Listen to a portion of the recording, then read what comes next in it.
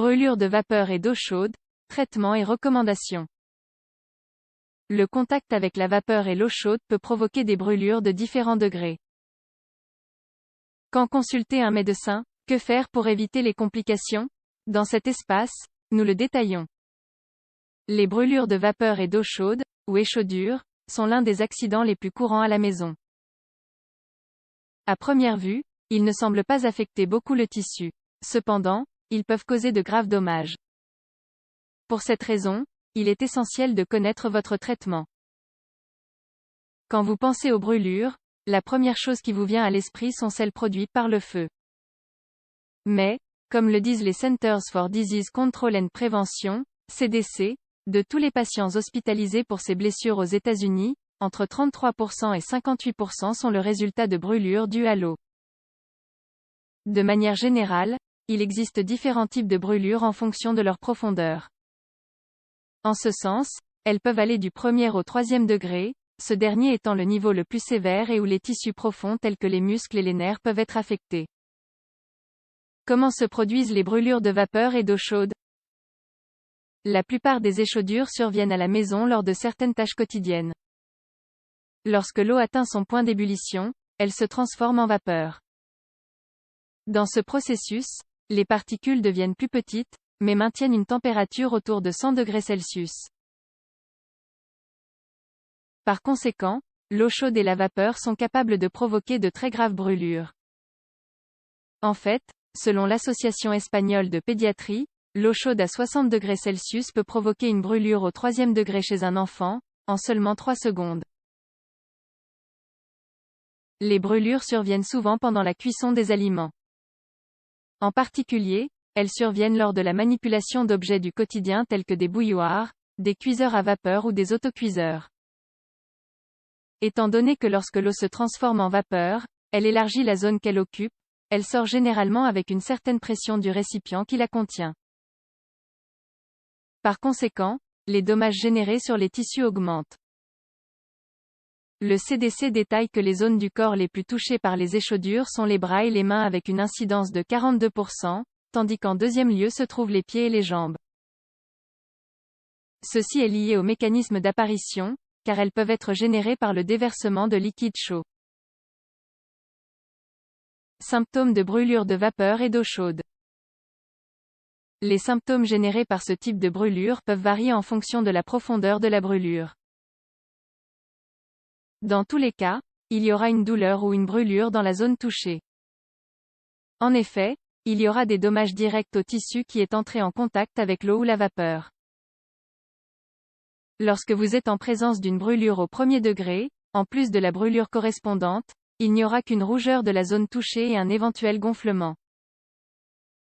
Dans ces cas, seule la couche superficielle de la peau est affectée, les dommages seront donc minimes.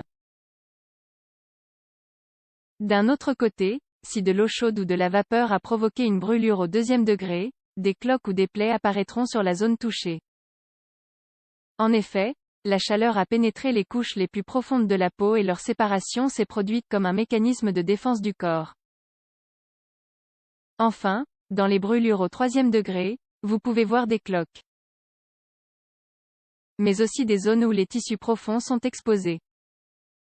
De plus, il peut y avoir une limitation fonctionnelle de la zone touchée en raison de lésions des fibres nerveuses. Premier secours en cas de brûlure de vapeur et d'eau chaude. En raison de la fréquence des brûlures de vapeur et d'eau chaude, il est impératif de connaître les premiers secours et ce qu'il faut faire lorsqu'elles surviennent. Prendre immédiatement les mesures appropriées peut limiter les dommages subis et éviter les complications. Que faut-il garder à l'esprit? Éloigner la personne de la source de chaleur. La première chose à faire face à tout type de brûlure est de retirer la personne de la source de chaleur et de la mettre en lieu sûr.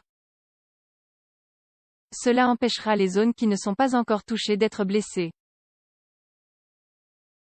Refroidissez la plaie et enlevez tout vêtement en contact.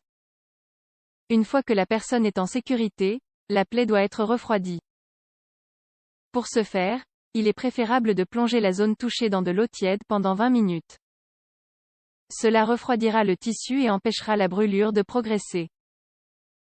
En aucun cas, de la glace ne doit être appliquée, car le froid peut causer plus de dégâts.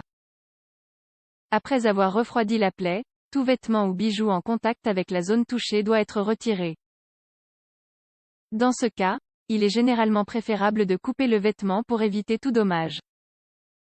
Si, pour une raison quelconque, les vêtements adhèrent à la peau, ils ne doivent pas être retirés. Couvrir la zone touchée.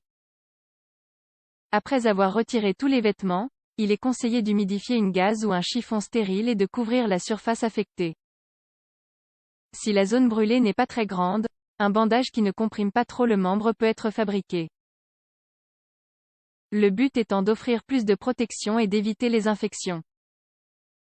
À ce stade, si la douleur est sévère, des analgésiques tels que le paracétamol ou l'ibuprofène peuvent être utilisés. Le but sera de diminuer la douleur. Lorsqu'il s'agit de brûlures étendues, la température corporelle peut chuter. Pour cette raison, vous devez essayer de la maintenir dans les valeurs normales. Ne pas faire éclater les ampoules ni appliquer de substance sur la brûlure. En aucun cas, les cloques qui apparaissent ne doivent éclater. Cette procédure ne doit être effectuée que par du personnel médical si nécessaire. En drainant les ampoules, le risque d'infection et de blessure est élevé. D'autre part, il n'est pas conseillé d'appliquer du dentifrice, du café, du beurre ou toute autre substance sur la zone touchée. Toute substance extérieure peut également favoriser une infection bactérienne. L'utilisation de crème et de pommade doit se faire sous stricte surveillance médicale. Quand aller chez un médecin? Dans la plupart des cas, les brûlures à la vapeur et à l'eau chaude sont du premier ou du deuxième degré, de sorte qu'une assistance médicale n'est généralement pas nécessaire.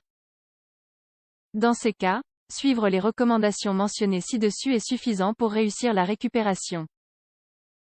Cependant, vous devriez consulter immédiatement un médecin si la zone touchée est très grande ou s'il s'agit d'une brûlure au troisième degré.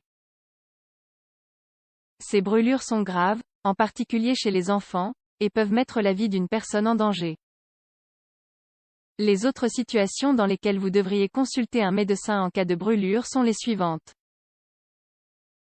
Augmentation de la douleur, de la rougeur ou de l'enflure.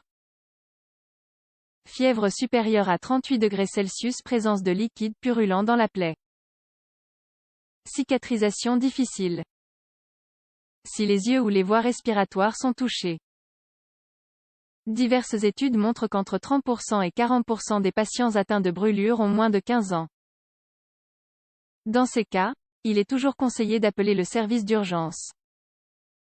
En effet, les enfants ont tendance à être moins résistants à ce type de blessure et peuvent être plus touchés qu'un adulte. Soyez prudent avec les enfants. Malheureusement, les enfants sont parmi les plus touchés par les brûlures de vapeur et d'eau chaude. Cela peut être dû à leur nature curieuse. En ce sens, il est extrêmement important de les garder hors de la cuisine, en particulier pendant la cuisson des aliments.